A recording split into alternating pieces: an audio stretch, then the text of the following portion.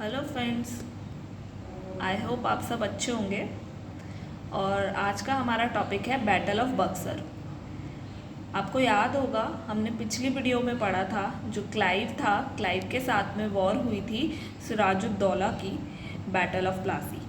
उसमें जो है उसका जो सेनापति है मीर ज़फ़र, उसने उसे धोखा दिया और उसको जो है उसकी सेना को कमांड नहीं दी, जिस वजह से वो मारा गया और बाद में वो गद्दी पर बैठ गया।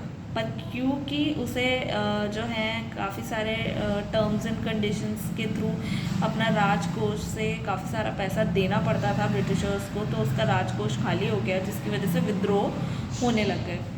लोगों में असंतोष पैदा हुआ, जिससे जो है उसको हटा देने की बात चली और फिर जो है मीर कासिम को गद्दी पर बिठाया गया।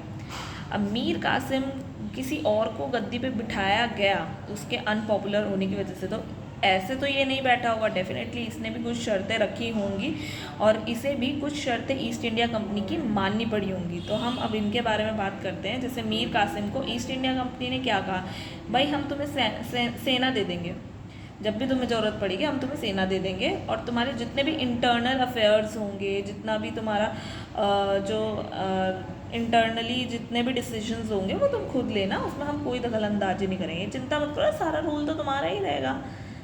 पर एक्चुअल में तो सारा रूल मीर कासिम का नहीं होता ना, क्योंकि अब बोला कि भाई तुम मीर ज़फ़र को 15,000 रुपये पेंशन दो, हारवेल को तुम जो है 27,000 पाउंड जो है तुम घूस दो, वेंसिस्टार्ट को तुम 50,000 पाउंड घूस दो, चूना व्यापार जो सिलखट का था उसका 50% दो, वर्धमान मिदनापुर चटगांव जिला की दीवानी दो। दीवानी क्या, दीवानी का मतलब कि टैक्स लेने का अधिकार दे दो।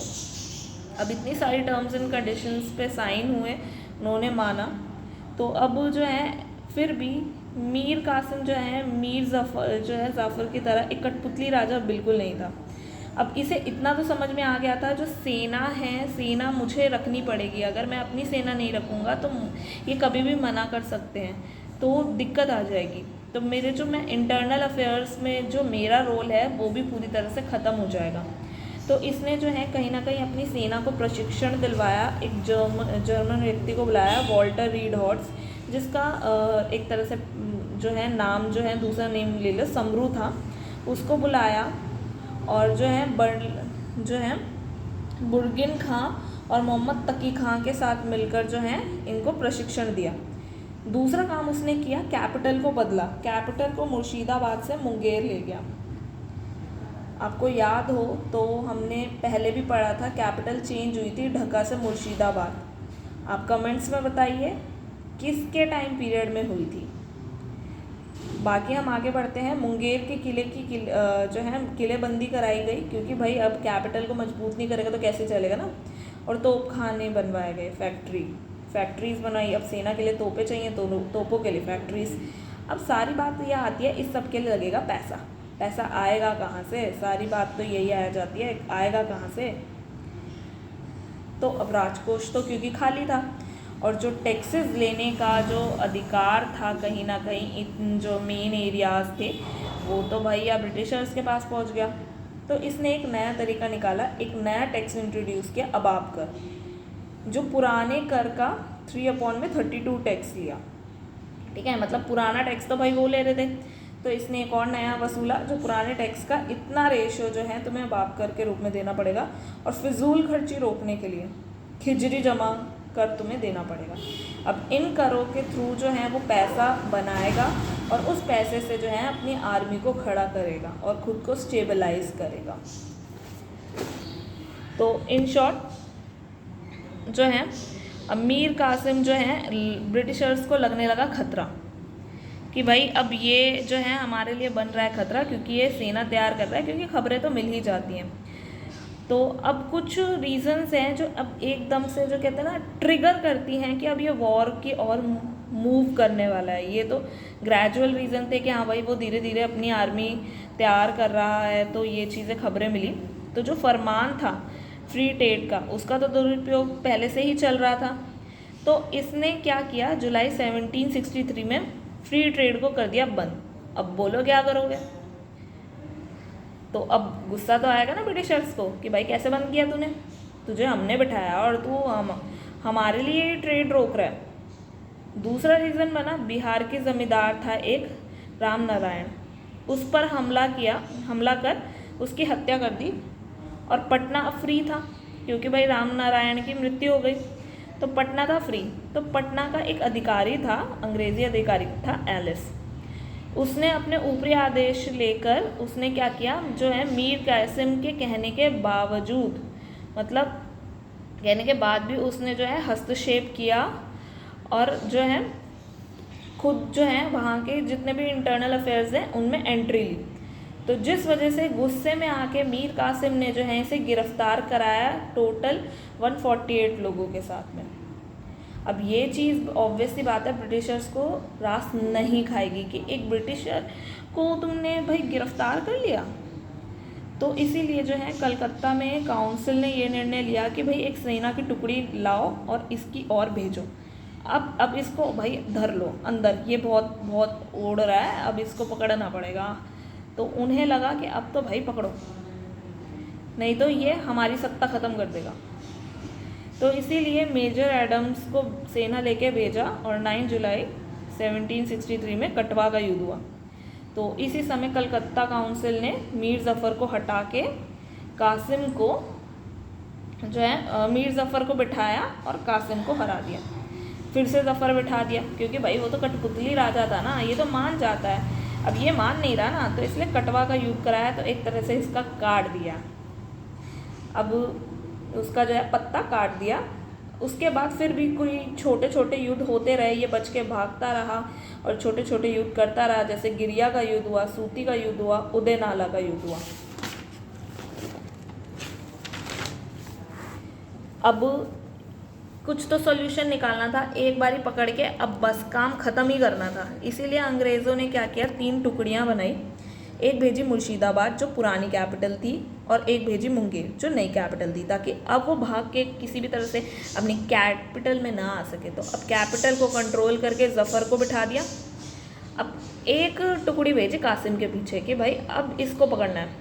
तो मुंगेर से निकले वो निकल के पटना भागा और गुस्से में उसने जो समरू जर्मन था उसको कहकर 148 लोगों को एलिस के साथ मरवा दिया।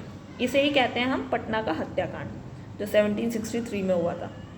ठीक है, अब वो बच के आया कहाँ? अब क्योंकि देखो वो अपनी कैपिटल्स तो जा नहीं सकता, ना वो मुर्शिदाबाद जा सकता, ना वो मुंगेर जा सकता। तो अब कहाँ जाएगा, कहाँ कुछ पावरफुल लोगों के पास जाना पड़ेगा। तो उस समय पावरफुल कौन था? मैंने बात की थी अवध की, बंगाल की, हैदराबाद की। तो उसमें से अब वो जाएगा अवध के नवाब के पास, जो है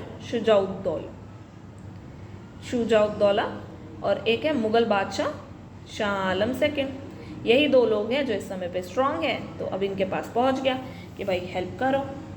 वहीं दूसरी साइड जो मीर ज़फ़र था उसको गद्दी पे बिठा दिया था, उसने क्या कहा, 2 साल तक भाई 2.5% नमक कर को छोड़ दो तुम मेरे पास, बाकी तुम्हें जितने भी कर लेने हैं मैं तुम्हें छूट देता हूँ, तुम ले लो, पर 2 साल के लिए 2.5% कर मुझे दे दो। बाकी सब ब्रिटिशर्स के हाथों में आ गए।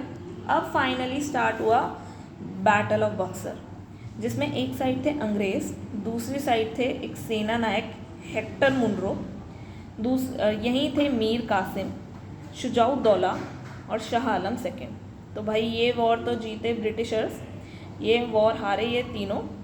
अब मीर कासिम तो भाई भाग गया क्योंकि भाई उसके पास तो कोई सत्ता उत्ता थी नहीं, उसकी कैपिटल्स भी गिर चुकी थी और उसकी सत्ता अब जो है कासिम के पास जो है मीर ज़फ़र के पास जा चुकी थी।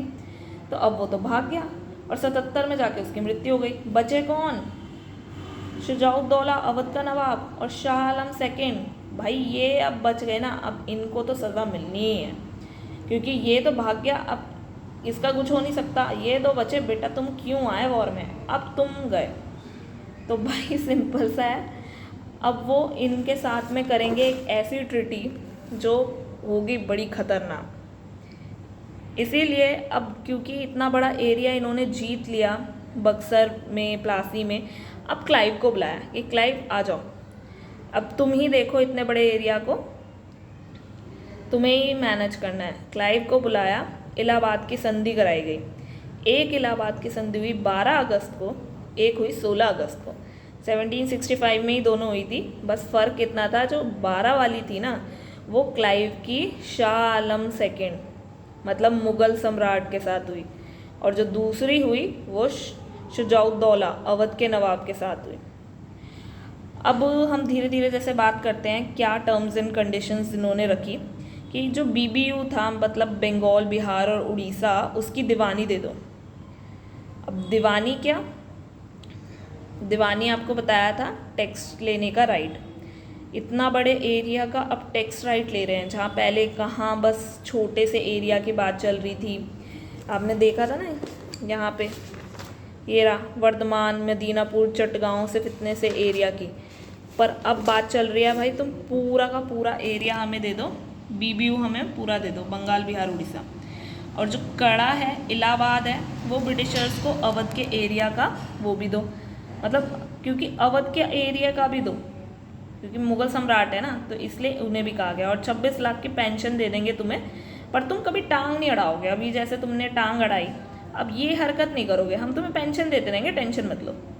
और उत्तरी सरकार की कुछ जागीरें ब्रिटिशर्स ने ले ली, क्योंकि ये एरिया इनके अंडर था। अब आती है शुजाउद्दौला की बारी। तो कड़ा इलाहाबाद तो ले लिया था, यहाँ बात हो ही गई थी, तो वही चीज़ यहाँ पे कि भाई तुम दे दो।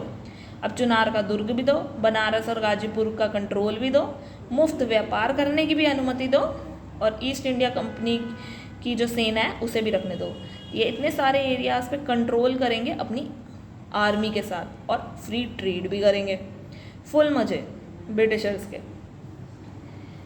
तो गुलाम हुसैन उस समय के एक कंटेम्प्रेरी हिस्टोरियन थे। उन्होंने अपनी सियारुल मुतहरिक में बताया कि इलाहाबाद की संधि को करने में इतना भी समय नहीं लगा जितना गदा खरीदने में लगता है। मतलब गदा खरीदने में भी इतना समय नहीं लगेगा जितना तो इतनी जल्दी इन्होंने ये संधि कर दी। तो आप देख रहे हो किस तरीके से, मतलब कि हर कंडीशन कहीं ना कहीं ऐसी है कि इन्हीं को ही फ़ायदा है। कहीं भी मतलब ना तो मुग़ल सम्राट का कुछ फ़ायदा है, ना ही अवध के नवाब का सारा फ़ायदा है ब्रिटिशर्स का। अब ये एक है बेसिक फैक्ट कि भाई बंगाल का आखिरी नवाब रहा कौन, क्योंकि जो वॉरेन हेस्टिंग जब आया था गवर्नर जनरल बन के, तो उस समय जो है नवाब का पद ख़त्म कर दिया था। तो इसलिए लास्ट जो था वो 1770 से लेके 75 तक जो है मुबारकुद्दौला था, जिसको पेंशन दी थी 10 लाख रुपए। अब हमारा नेक्स्ट टॉपिक होगा रॉबर्ट क्लाइव के बारे में। तो thank you so much, I hope आपको ये वीडियो अच्छी लगी होगी। Good bye.